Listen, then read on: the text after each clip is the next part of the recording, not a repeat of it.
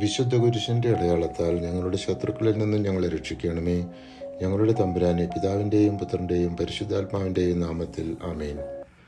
ജ്ഞാനപുസ്തകത്തിൻ്റെ 12-ാം അധ്യായം നമ്മെ പഠിപ്പിക്കുന്നത് ദൈവത്തിൻ്റെ ശിക്ഷ പോലും കരുണയോടെയാണ് എന്നും ദൈവം മനുഷ്യർക്ക് മാനസാന്തരത്തിനുള്ള അവസരം നൽകുന്നുവെന്നും അവൻ്റെ നീതി, കരുണ, ശക്തി എന്നിവയെ വെളിപ്പെടുത്തുന്നതുമാണ്.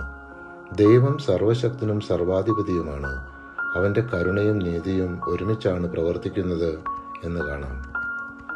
പാപികൾ പാപവിമുക്തരാകാനും അങ്ങയിൽ പ്രത്യാശ അർപ്പിക്കാനും വേണ്ടി അങ്ങ് അധർമ്മികളെ പടിപടിയായി തിരുത്തുന്നു.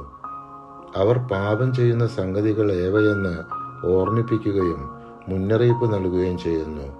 ജ്ഞാനപുസ്തകം 12-ാം അധ്യായം 2-ാം തിരുവചനം. ജ്ഞാനപുസ്തകത്തിൻ്റെ 13-ാം അധ്യായം വിഗ്രഹാരാധനയുടെ വ്യർത്ഥതയെക്കുറിച്ചാണ് സംസാരിക്കുന്നത്. സൃഷ്ടിയെ കണ്ട് സൃഷ്ടാവിനെ തിരിച്ചറിയാതെ മനുഷ്യർ സൂര്യൻ, ചന്ദ്രൻ, നക്ഷത്രങ്ങൾ, തീ, കാറ്റ്, വെള്ളം എന്നിവയെ ദൈവങ്ങളായി ആരാധിക്കുന്നതിൻ്റെ വ്യർത്ഥതയെ ഇവിടെ വിശദീകരിക്കുന്നു. സ്വർണം, വെള്ളി ഇവയിൽ നിർമ്മിച്ച രൂപങ്ങളെയോ മൃഗങ്ങളുടെ രൂപങ്ങളെയോ പണ്ടെങ്ങോ നിർമ്മിച്ച നിരുപയോഗമായ ശിലയെയോ ദേവന്മാരാക്കി നിർജീവമായ അവയിൽ പ്രത്യാശ അർപ്പിക്കുന്നവരുടെ നില ശോചനീയമാണ്.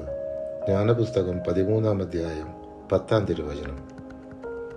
ജ്ഞാനപുസ്തകത്തിൻ്റെ 14-ാം അധ്യായം നമ്മെ പഠിപ്പിക്കുന്നത് വിഗ്രഹാരാധന വ്യർത്ഥവും അപകടകരവുമാണ് എന്നും യഥാർത്ഥ ആരാധന സൃഷ്ടാവായ ദൈവത്തോട് എന്നുമാണ്. വിഗ്രഹങ്ങൾക്ക് തങ്ങളെ തന്നെ സമർപ്പിച്ച് അവർ ദൈവത്തെക്കുറിച്ച് തെറ്റായ ധാരണകൾ പുലർത്തി വിശുദ്ധിയോടുള്ള അവജ്ഞ മൂലം കള്ളസത്യം ചെയ്തു. ഈ 2 കാര്യങ്ങൾക്കും അവർ ഉചിതമായ ശിക്ഷ അനുഭവിക്കും.